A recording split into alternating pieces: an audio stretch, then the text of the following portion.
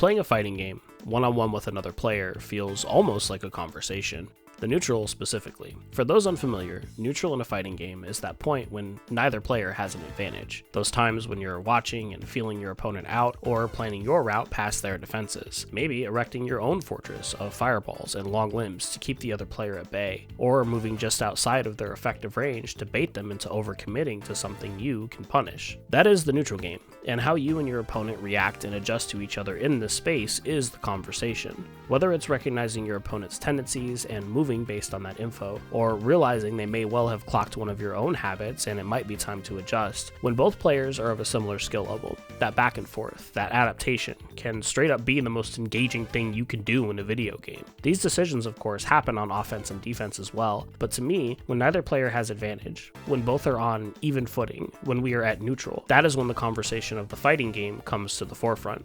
Due to differences in system mechanics and movement options game to game, neutral doesn't look the same across every fighter. Some games, like Samurai Shodown or Koihime Embu, have limited approach options and high damage counter hits, making their neutrals slower and more considered. Anime air dash games like Guilty Gear and my GOAT BlazBlue allow most of their casts to not only run, but to block, double jump, and dash in the air, allowing for additional ways to approach and bait the opponent. Then there's tag fighters like Marvel vs. Capcom or Dragon Ball FighterZ that have assists that must be played around, and can take up a lot of space, but put that benched character at risk when they hop out for their attack.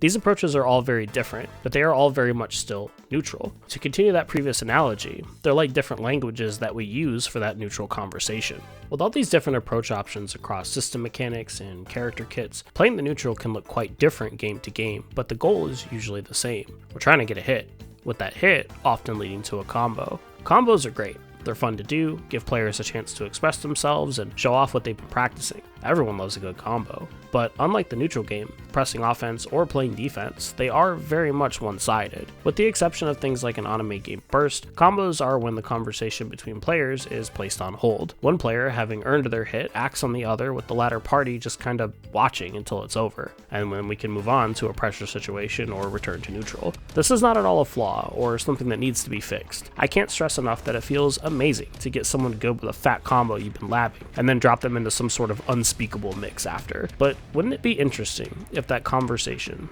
that interaction, that back and forth could continue after a combo started? Wouldn't it be interesting if the start of a combo wasn't just guaranteed damage, but instead the next layer of the mind game? Let's talk about Killer Instinct. Got what it takes to beat the champ? I would not want to beat you today. You can see how this ends, right? Target spotted.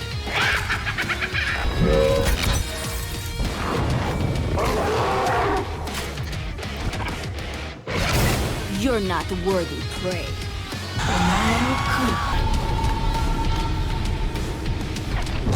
Kneel to your god.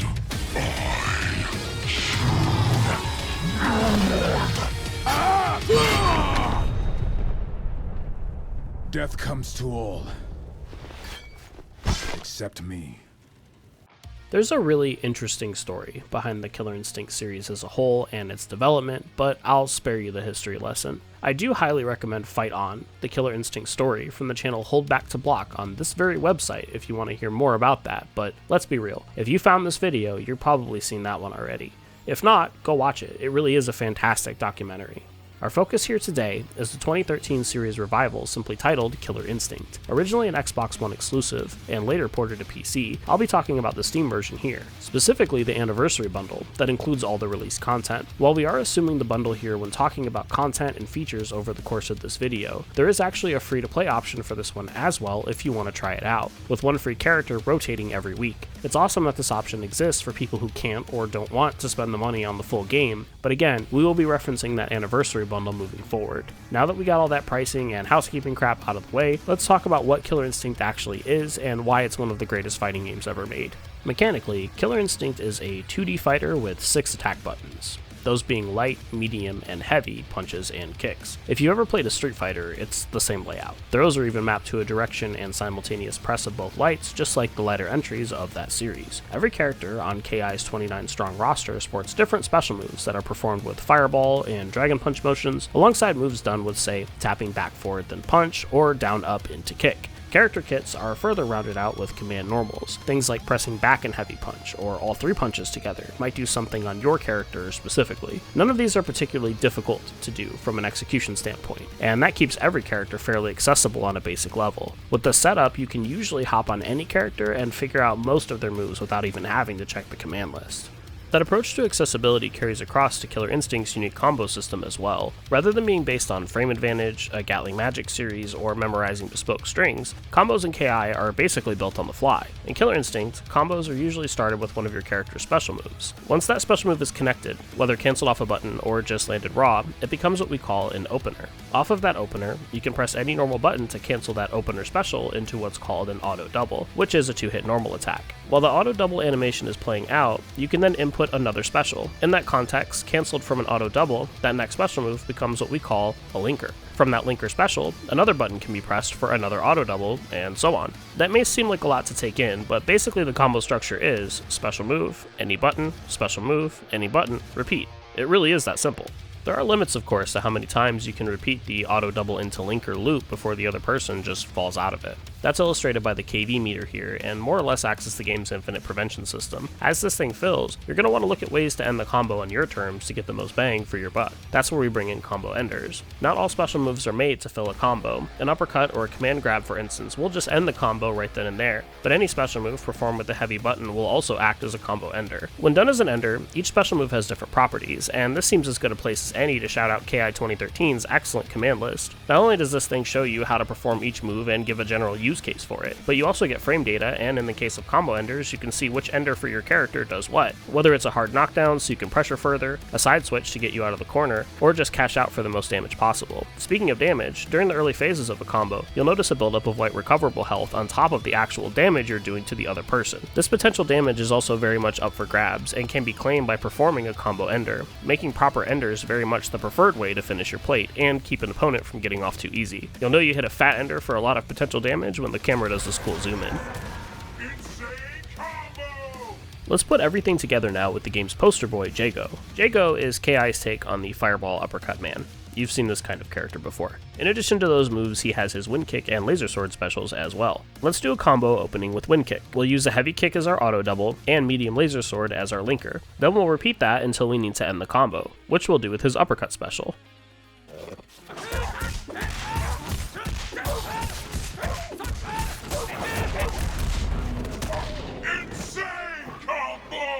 This is just an example. Jago's Fireball and Uppercut are both enders no matter the strength, but you can mix and match those Wind Kicks and Laser Swords around as you see fit, with any of the 6 buttons as your linker and any special as your ender. This more or less carries across to each character, with individual character kits sporting their own linkers and enders to play around with, and that's on top of getting creative with things like juggles and manual links. There's a ton of freedom, and it means that rather than memorizing specific combos to make it hurt when you touch someone, you literally just have to know your character's special moves and you're off to the races. Just one thing though. See, your opponent, they could also know your character's moves, and here we have KI's claim to fame. The conversation within the combo. Combo breakers are performed by pressing both light, medium, or heavy buttons as an attack of the corresponding strength is hitting you. It's true that combos in this game are easy to string together, but thanks to combo breakers, each individual piece, from opener and ender, including the linkers and auto doubles, are simply not guaranteed. Combo breakers are such an amazing system mechanic because what they do is turn the combos present in every fighting game into an interactive play space. Don't misunderstand me, there were always decisions to be made in other fighting games and their combo structures in regards to, say, max damage versus do I get a setup after this, or how much meter will this build and can I use that to kill, and that's to say nothing about baiting bursts in Air Dasher games. I do not in any way want to be reductive about the traditional fighting game combo here, but in KI you just have to think about combos differently. You have to mix it up. Go back to the same well over and over, do the same recognizable buttons as auto doubles, or the same strength of special as a linker, and you could be giving up your combo to a breaker. The system also makes getting comboed actively engaging, because rather than waiting for your opponent to get done beating you up so you can get back to playing, you're watching each moving part of that sequence, because if you recognize what you're seeing, then you see a breaker opportunity. Combo breakers are brilliant, but the team behind KI 2013 recognized that a defensive tool this powerful needs to be balanced appropriately. As a result, breakers have an inherent risk baked into them. Every attack, whether button or special move, is done using a light, medium, or heavy button. In order to break a move, you have to match the strength of the breaker to the move being broken. Medium special move, medium breaker. Heavy auto double, heavy breaker. Easy enough to understand, right? But what happens if you're wrong?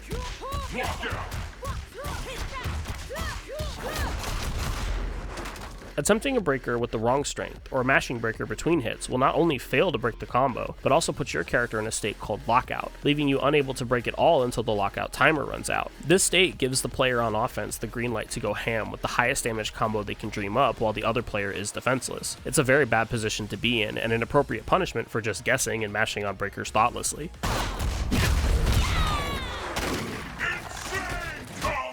The inclusion of lockout ensures that mashing will be punished more often than not, and really separates wild guesses from actually scouting your opponent and breaking with intention. The game actually signposts which strength of combo breaker should have been pressed whether a breaker attempt was successful or not, so even if you start out guessing on your breakers, if you pay attention, you can learn your way around fighting a character or what strength of moves a particular player favors, and use that to your advantage in future interactions. The more you learn, the harder it becomes to combo you.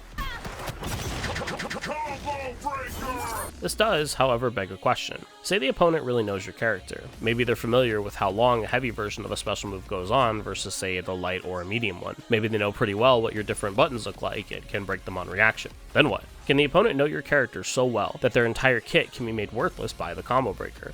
It's a valid concern. My favorite character, Riptor, actually has this problem in theory. Being a dinosaur, she bites, claws, and tail whips with her different normal buttons. She can also breathe fire with the heavy punch button specifically. When comboing and using a heavy punch as an auto double, it is in fact a fire breath attack. It's also her only fire breath auto double. This makes that particular heavy very easy to identify and break on reaction. You see fire, you press your heavies, you're out of there, right? Well,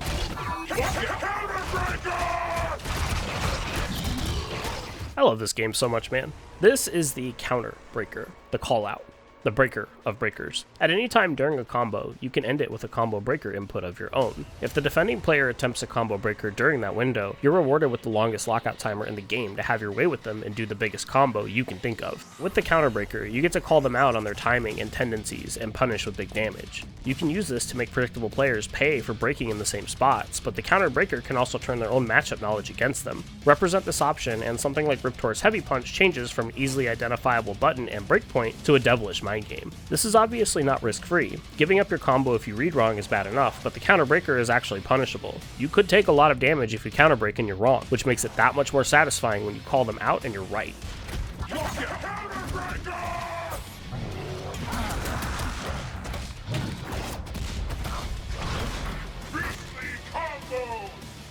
Killer Instinct also sports a meter system that plays very well with its core triangle of combos, breakers, and lockout. The Shadow Meter acts as a two-section super part that itself has two uses. The first of these is for shadow moves. Performing any special move with two buttons spends a bar of Shadow Meter and powers up the move, creating this game's version of supers. Shadow moves, of course, have higher damage than a normal special, but also tend to have special properties like invulnerability, making them great for reversal situations, navigating projectiles, or forcing plus frames on your opponent, depending on the move itself. They can be used mid-combo as well, but are not immune to combo breakers. The Shadow move is, however, broken a little differently than a normal special, in that any breaker must be entered 3 times in a row in time with the Shadow move's individual hits to get the break,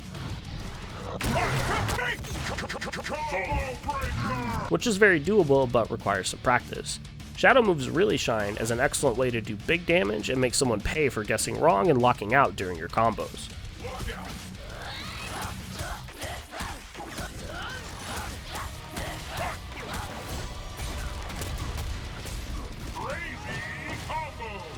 A bar can also be spent on a shadow counter, Killer Instinct's take on the parry.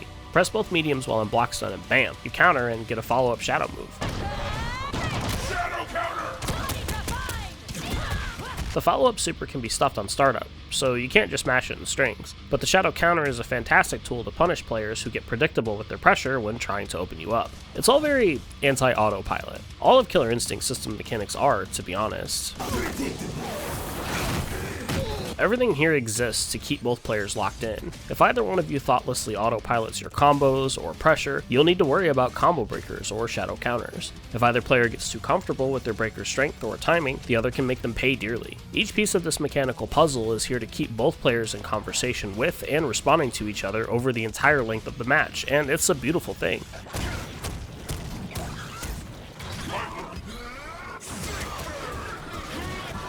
As well designed as KI systems are, a fighting game can only ever be as fun as its characters. It would be pretty easy to assume that this unique combo structure carrying across the cast would homogenize the roster and make any character within these systems more or less play the same. The thing is, Killer Instinct 2013 actually has an incredibly diverse roster, including some of the most fun characters you can play in any fighting game. I describe the aesthetic as kind of a toy box full of action figures to smash together. One glance and you can pretty much tell if you're picking up what any individual character is putting down, and there's someone for everyone. So what'll it be?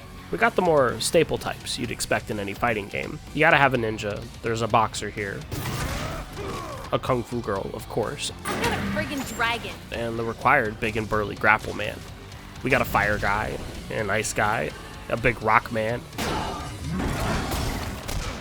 and a few different robots to choose from. So if laser eyes or Gatling gun arms don't excite you, maybe the lady robot will. Something I personally find exciting as a horror fan is the critical mass of spooky boys in the game. If you want to rock out with a werewolf, a skeleton, or a mummy, KI's your game. We appreciate a creepy lady in this house as well, so I've gotta show some love to the vampire, spider lady, and the objectively perfect Hisako. There's so many weirdos on this roster to discover and enjoy, including a few cameos from the likes of Gears of War and Battletoads. Cameo fighters are kinda played out these days, but these guys fit in well enough, and I'm sure we've all wondered what would happen if Arbiter from Halo fought a Japanese ghost lady. I mean, we all want to see that, right? These cameos are killing me. Everyone on the roster has something fun going on, and the individual character gimmicks can actually get pretty crazy. Whether it's Gargos here summoning minions, Idol's two heads having their own special moves depending on which one is in charge, Cinder lighting your individual limbs on fire, Fulgor's recharging reactor meter,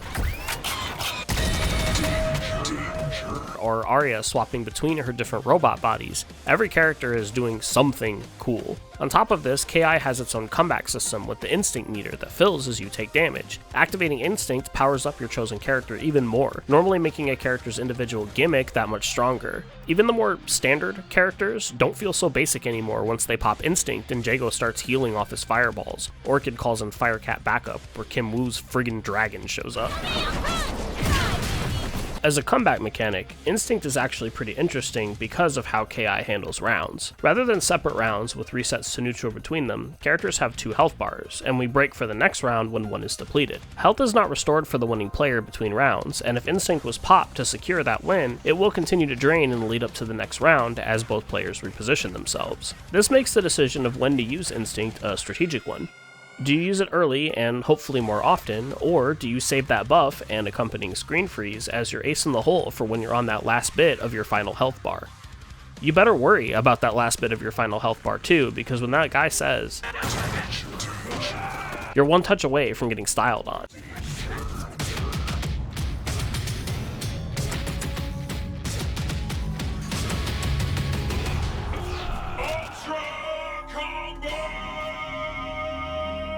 Hell yeah. Ultra combos are so sick. That danger scramble, because you know any combo starter now leads to a finisher, is such a fun part of KI 2013, and I love that this hype finishing move is a practical and accessible thing you actually want to do in matches. All you have to do is input the ultra mid combo when they're on danger health to finish the match in style.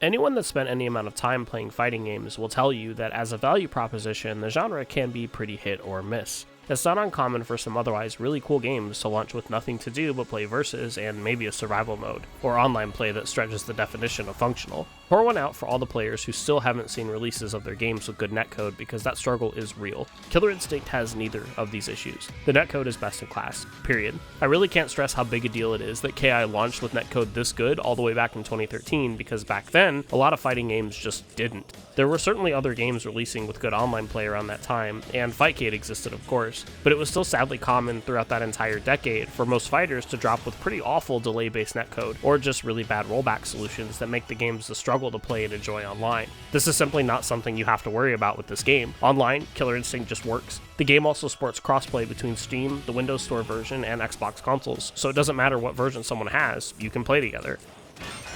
Supreme victory! If you're more of a single-player type of fighting gamer though, there is some really cool stuff here. KI 2013 of course includes the survival and story modes, with the latter being broken up into season, and each character in that season having 3 endings to go for that each unlock these mural pieces. That's fun. There's also a pretty good tutorial to help with learning the game, a solid practice mode to lab out your own stuff, and even combo breaker training, where you can select individual characters and learn what their moves look like and how to break them outside of the pressure of a real match. Very cool inclusion. Another cool inclusion is the Shadow Lab, which allows you to train an AI shadow of your character across the different game modes and upload it online for other people to do battle with in Shadow Survival mode. It's honestly pretty cool that you can engage with a kind of soft multiplayer here without directly playing against a real flesh and blood human if that kind of thing stresses you out. I know I've been training my Riptor up, so hopefully she's a real problem when you run into her. Shadow Lords is Killer Instinct's biggest single-player offering, a kind of roguelike mode where you build a team of characters and battle through randomized stages to prepare for the final boss Gargos' interdimensional invasion. Shadow Lords plays out in turns, with the player battling evil shadow versions of the cast with progressively harder buffs and multipliers. Chests appear with different items that can be used to craft consumables for an edge in these fights, or heal up after battle. You also get little guardian buddies to help you out that buff your character with things like super armor or sapping health to heal when you do a combo breaker. The stuff you get carries over run to run, so you're always making some progress as you accumulate more items and guardian options. I'm a big fan of the Vampire Bat myself. The Vampire Bat's Vampirism ability allows you to convert damage into health, shadow, or instinct. Perform an ender on your opponent to activate vampirism. Deal damage to them to siphon their resources. I have a confession. I never really touched this mode until I started working on this video. I do, however, like to be thorough when I make a You Should Play, and want to be able to speak on everything in the game and what different modes could offer for all kinds of players, even if I'm content to just play and enjoy the multiplayer with my friends more often than not. The plan was to hop in, play a little so I got the gist, get some footage so I could say, hey, this is here too, and move on, but Shadow Lords ended up getting its hooks in me. I had a great time unlocking the different guardians, busting open chests for loot, and managing my team's health turn after turn. I'm nowhere near done with it, but I'm excited to jump back in when I get a free minute. There's quite a lot to unlock in Shadow Lords, and it's an easy recommendation to anyone who enjoys playing their fighter solo. Tying all of this together is KI's leveling system. You have a general player level with unlocks tied to it, and then each character levels up separately as well. XP is earned for completing tiered challenges with an individual character. Things like an ever-increasing number of combo breakers, anti-airs, or just performing their special moves. Leveling up a character unlocks colors and cosmetic accessories for them, so you can mix and match to customize your favorite character's look. What's really cool about this is that you earn XP no matter what mode you're playing, so whether you just play online or are only interested in the single player, you'll always be progressing and unlocking something new, and any completionists that try to take this one on are going to be at it for a long time. Yeah, you know, I really like my 100%, I might do it, maybe. I don't know, it's a lot. Between all these different modes, the sick character designs, and how fun the game is to play in general, Killer Instinct 2013 is the complete package, and there really is something here for everyone. When getting into older fighting games, if you plan to play outside the single-player content, you will at some point need to reckon with the reality that the communities of these older titles are simply not going to be as big as the population of whatever the current games are. Rather than queuing up and immediately getting a brand new anonymous username to do battle with, older games often require a little bit of additional effort and some community engagement to get your matches made. For some people, this will be a non-starter, and honestly, I am not out to change their minds. For many, a large player base is something they expect when they boot up their fighters. They're not really here to make friends or anything. They don't want to know any of these people. They just want to grind ranked, and they need bodies for that. If that kind of player is you, you should probably stick to the newer stuff. I'm not judging you for that either. You should definitely play whatever is meeting your particular needs. I am, however, of the opinion that a fighting game does not owe anyone a community. Not any more than a board game, a football, or a pack of Magic cards do when you bring them home from the store. All of these things can be very fun, but you are going to need some more people to get the most out of them. Older fighting games are very similar. Much like a sport or that board game that caught your eye, you engage with an older fighter because you like the look of that game specifically. You want to play that game, and if the desire is there, you'll find the people to play with. If it's not worth the effort to you, that's fine, but I don't see that as the game's fault either. This is the internet age, and it's easier than ever to find the communities that are playing the games you want to play. You either want to play and you're about it, or you're not. If you are about it, though, and want to take that step into the KI community, I'm happy to report the folks in the KI Discord are super nice. I'll link it below. They even run rookie tournaments in there. As a matter of fact, that's what you're seeing right now. Big shout out to Trash Baby for letting me use the footage. I'll drop their YouTube and Twitch channels in the description as well, so definitely give them a follow. Another link in the description you're absolutely going to want to check out is the Complete Killer Instinct Guide by Infill. This is an incredible resource that breaks all the game systems down into a very easy to understand guide that even includes overviews of the roster to help in finding your main. I'm always impressed by community efforts like this to keep an older fighter accessible, but Killer Instinct players really are on another level. The passion for this game really comes through, and passion like that, it's just a beautiful thing. I think passion really is the word here when talking about Killer Instinct. The people that play it love it. The people that made it love it. Like, how else do you end up with a fighting game where the soundtrack syncs up with your attacks mid-match? Like, who even thinks to add a feature like that?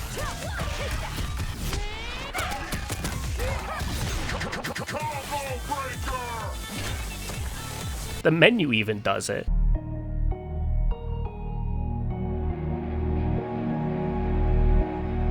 Speaking of the OST, you've been hearing it throughout this video, and yeah, it's fire, and fits KI like a glove. I also think it's fair to say that Killer Instinct's got like the best announcer ever, right?